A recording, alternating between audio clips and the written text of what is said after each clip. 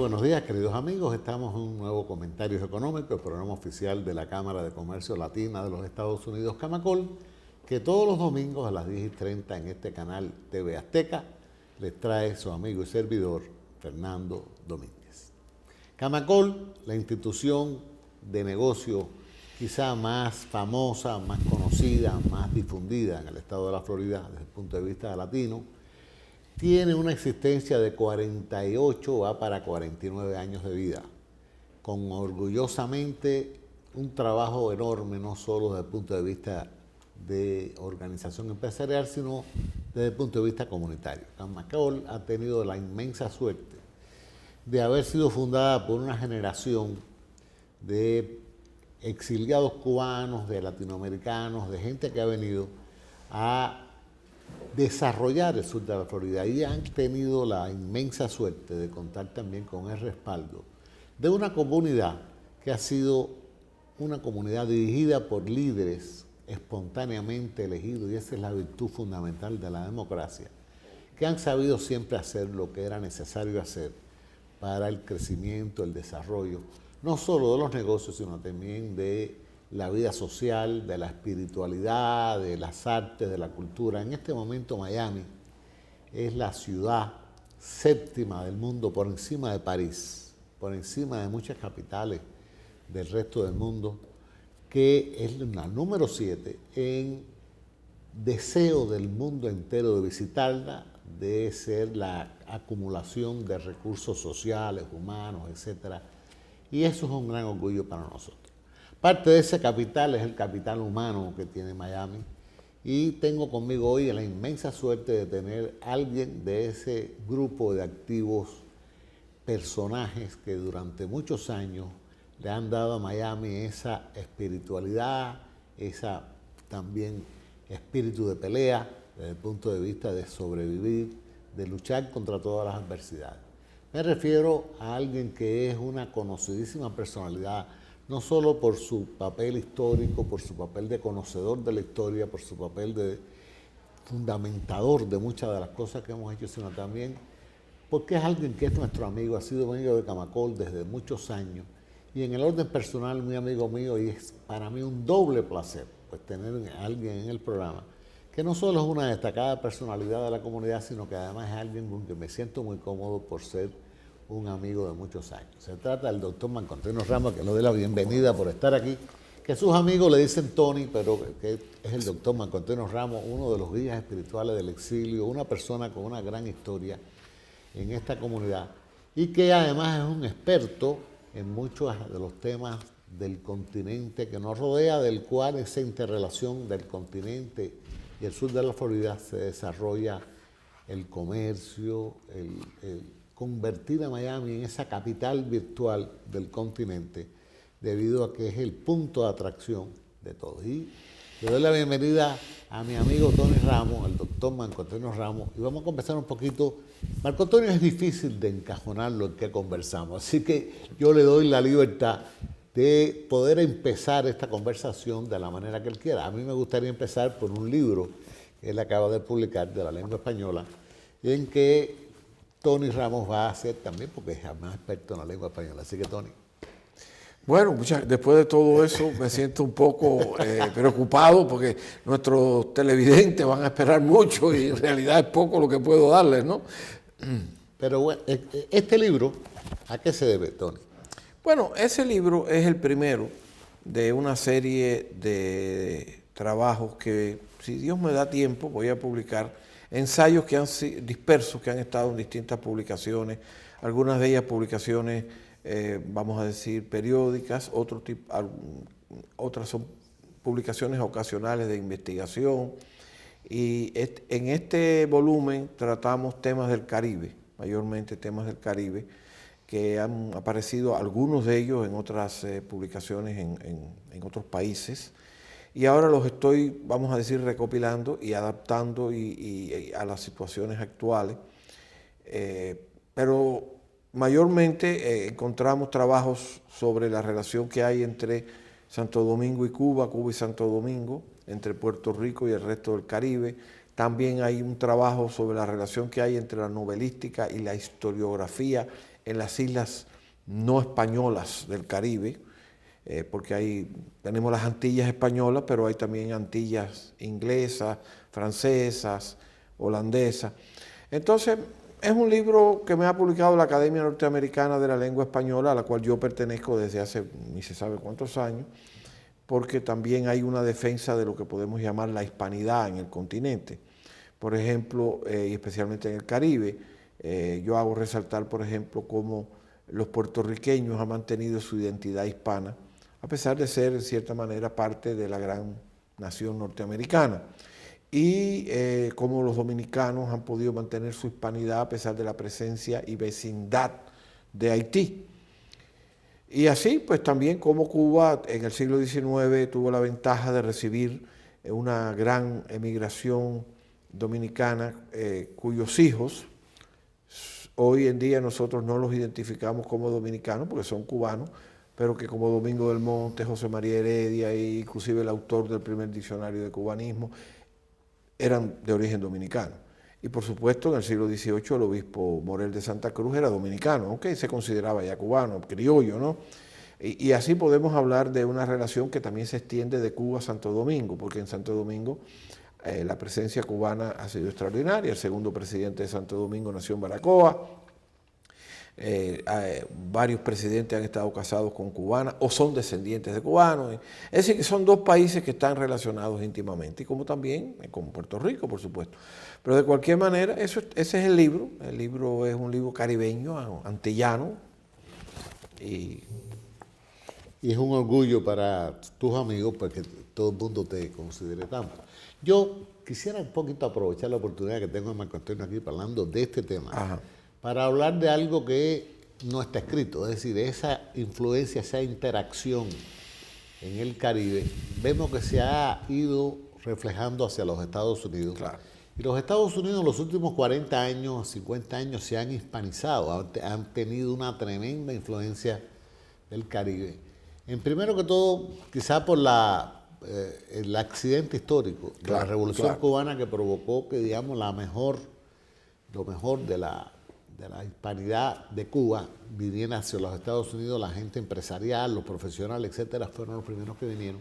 Y después ha seguido un éxodo de millones de seres humanos que han sido un poco los sembradores de la hispanidad en Florida, pero o sea, eso se ha extendido a todo el país junto con por el lado oeste con los mexicanos y los centroamericanos. Sí, bueno, yo creo que el exilio de la comunidad cubana ha desempeñado un gran papel en la hispanización o rehispanización de la Florida, y hemos tenido la oportunidad y el privilegio de preparar el camino para hermanos nuestros que han venido de otras geografías latinoamericanas y caribeñas, hasta el punto que hoy la ciudad de Miami y sus alrededores integran una especie de gran comunidad latinoamericana y caribeña dentro de los Estados Unidos, sin que haya perdido su identidad como parte de esta gran nación. Y desde el punto de vista comercial, desde el punto de vista, por ejemplo, de aviación, es decir, viene la gente aquí y después de aquí sale para otras regiones del mundo, y de aquí salen vuelos para toda la América Latina, para todo el Caribe, del Caribe vienen acá, tenemos turistas, empresarios, inversionistas. Cada vez que hay problemas en algún país hispanoamericano o iberoamericano, vienen para acá muchos de sus mejores hijos, como en el caso de los venezolanos hoy en día. Es decir, que no hay duda de que estamos viviendo un proceso de hispanización, sin que esto quiera decir que dejamos de ser parte de esta experiencia, de este proyecto gigantesco que son los Estados Unidos de América. Nuestra Academia de la Lengua... Yo te pido que vamos a dejar eso para la segunda parte, porque el tiempo se acabó, Tony. Sí. Como es usual cuando se está conversando tan agradablemente, pues el tiempo vuela. Así que, queridos amigos, no toquen el control remoto, que regreso enseguida con la segunda parte de Comentarios Económicos con el doctor Antonio.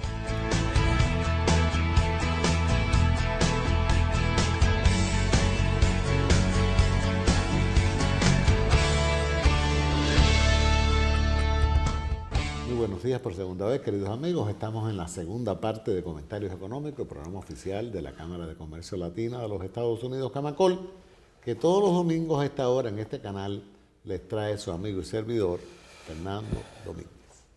Para los que sintonizaron tarde, para los que estaban durmiendo a la mañana, y pues empezaron a poner el televisor y de pronto los ven ahí, tengo hoy un día especial, un programa de lujo con una personalidad local que a su vez desborda la localidad, que es una personalidad del Caribe, una personalidad hispana, una personalidad que es mi amigo, el doctor Marco Antonio Ramos, gran conocedor. Estamos hablando de esa interacción que desde el Caribe se ha proyectado hacia los Estados Unidos y esa influencia tremenda que los Estados Unidos tenían sobre el Caribe, ahora se ha convertido en una influencia tremenda del Caribe sobre los Estados Unidos. Estábamos hablando de eso porque la vida es así, ¿verdad? Claro, claro.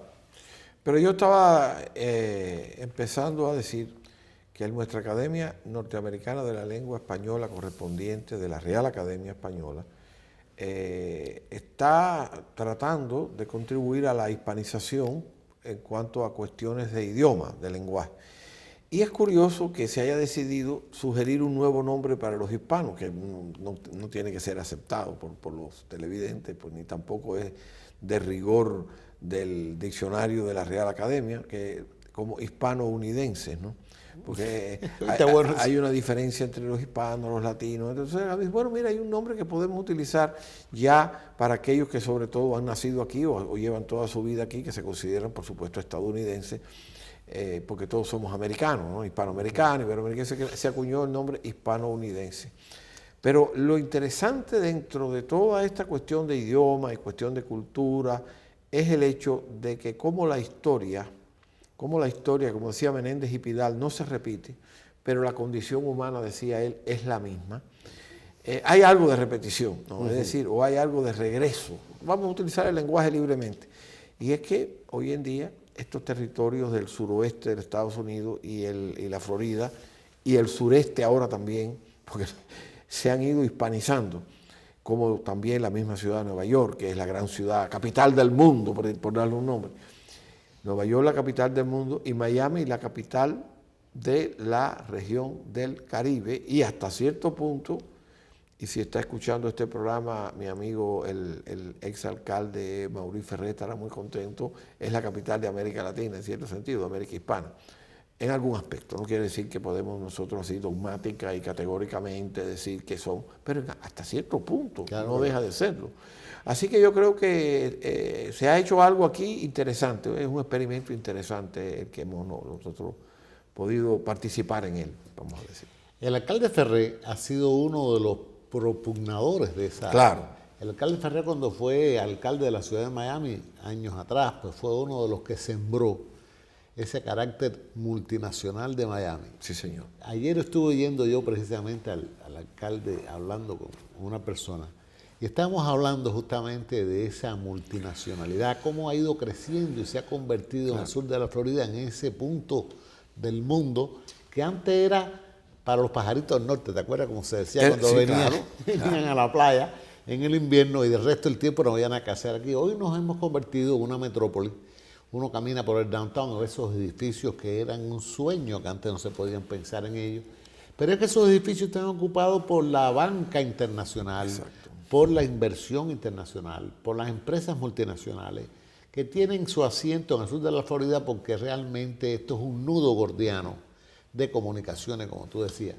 Es la capital de los cruceros del mundo. Ciertamente. Y esa capital de los cruceros pues trae como consecuencia un tremendo avance en las comunicaciones, no solo porque la gente para venir a coger el crucero coge un avión, después se queda en un hotel local, la familia, un par de días. Es decir, ese punto neurálgico geográfico que es Miami, pues estaba condenado, digo yo, entre comillas, al éxito que hemos tenido tremendo. Y eso precisamente creo que se lo debemos a la generación y a las generaciones que hemos tenido en el sur de la Florida dirigiendo los destinos del sur de la Florida en los últimos 40, 50 años. Tú podrás criticar, decir lo que tú quieras, pero han hecho lo que siempre han tenido que hacer. Construyeron una infraestructura que nos ha permitido tener el aeropuerto que tenemos, que es el aeropuerto más grande de carga de los Estados Unidos, que han hecho el puerto que tenemos, que es el puerto más grande de interrelación entre Estados Unidos y el resto del mundo. Y como decía Penela, tú sabes, este es el paraíso en el que tenemos que pagar el precio de tener ciclones, porque algo tiene que tener. No, y que suceden cosas interesantes dentro de todo eso, porque se ha convertido, Miami en una ciudad anhelada.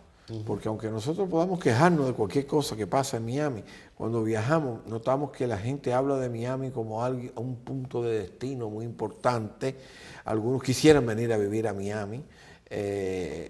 Y cuando se habla de Miami, curiosamente, notamos como que hay una especie de leyenda que se ha ido creando acerca de esta ciudad. Es verdad que por cuestiones políticas a veces algunos han concentrado sus críticas en la comunidad cubana, por ejemplo, porque es una comunidad que tiene su origen en una situación política y hay gente que todavía tiene disparidad de criterios con los que aquí vivimos, pero a pesar de los pesares, hoy en día nosotros, y en parte la Camacol merece un reconocimiento por eso, en la Cámara de Comercio, que tan exitosa ha sido en su gestión, que la gente pues nos ve ya como símbolo de progreso, de avance, y esto pues claro va a incidir no solo en la imagen, sino en los negocios, en las actividades hospitalarias, por ejemplo, de hospitales, me refiero, no de hospitalidad. De hospitalidad, por supuesto, tenemos una cantidad de hoteles y moteles, pero los hospitales de aquí reciben clientes de otras partes del mundo. Por ejemplo, se habla de ciertos hospitales como en otros lugares como que están, y en realidad ya están entre los mejores hospitales del continente. Así que yo creo que hay mucho que celebrar, que a veces no celebramos nada. Hablamos de las malas noticias, que hubo un gran accidente, que hubo esto, que lo otro, y lo que sucede en la América Latina, los golpes de Estado, esto, aquello, lo otro, lo demás allá. Pero hay mucho que celebrar. No, muchas veces hay gente que se regodea decir que esta es la ciudad más pobre del mundo. Resulta que me he enterado que también es la más rica. Resulta que aquí se han mudado una cantidad de personas que en ciertos lugares, por metro cuadrado, hay más dinero y más capital que el mundo entero. Sí, porque mira, tú que conoces mucho más que yo de economía, sabes que cuando se habla de temas económicos hay que ser bastante cuidadoso en que por un lado se puede estar bien, por un lado se puede estar mal, y la gente le gusta proyectar lo negativo. Pero la realidad es que la ciudad de Miami, ha servido de refugio a mucha gente que ha venido de países con dificultades, esta gente entra en un proceso que no se puede hacer dinero de un día para el otro, a menos que se utilicen métodos deshonestos.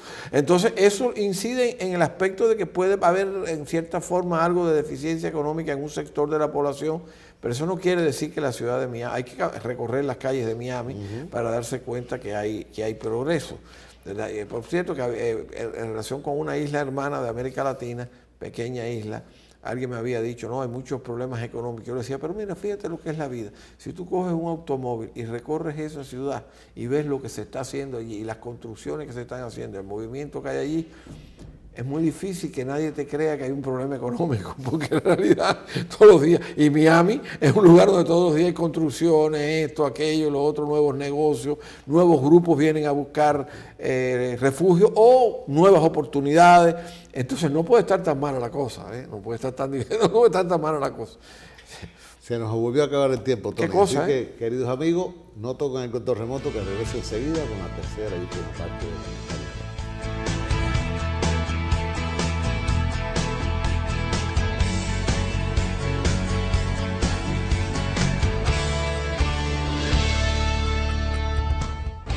Buenos días por tercera y última vez, queridos amigos. Estamos en la última parte de Comentarios Económicos, hoy dedicado un poco a filosofar, a hablar del mundo que nos rodea con alguien que es un testigo de nuestro tiempo, alguien que merece la pena conversar con él a toda hora y en cualquier momento, el doctor Marco Antonio Ramos, historiador de profesión, hombre bueno de uso y diario que hacer, que siempre ha sido alguien que esta comunidad le ha servido para asentarse, alguien que ha sido guía espiritual de la comunidad, alguien que sigue siéndolo, alguien que escribe del español, alguien que conoce de todo lo que lo rodea y alguien que nos vincula con este mundo que nos rodea, que tanto nos interesa, que es América Latina.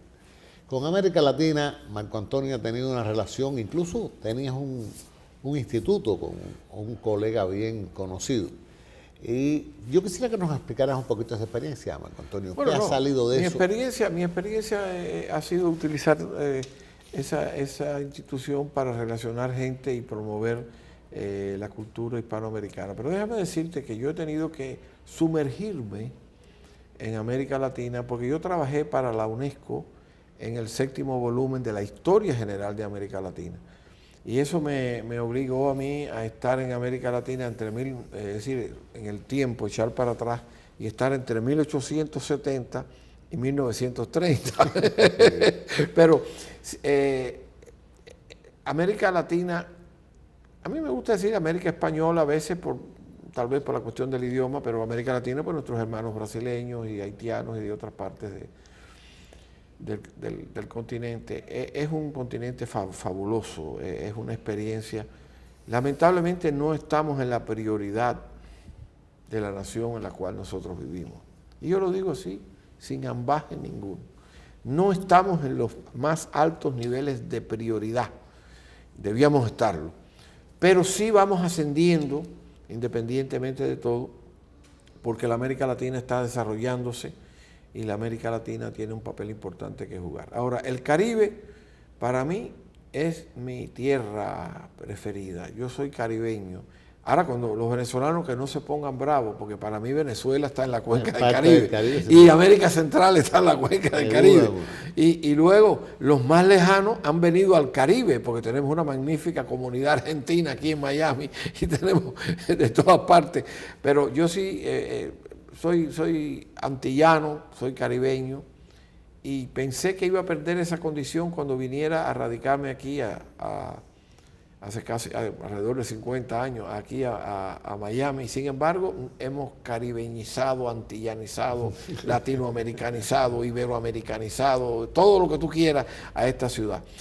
Sí, el interés en el Caribe es algo muy importante para mí. Por eso es que muchos de mis trabajos han tenido que ver con el Caribe, entre ellos la religión en el Caribe, que ha sido un motivo de investigación, un tema de investigación para mí a través del tiempo.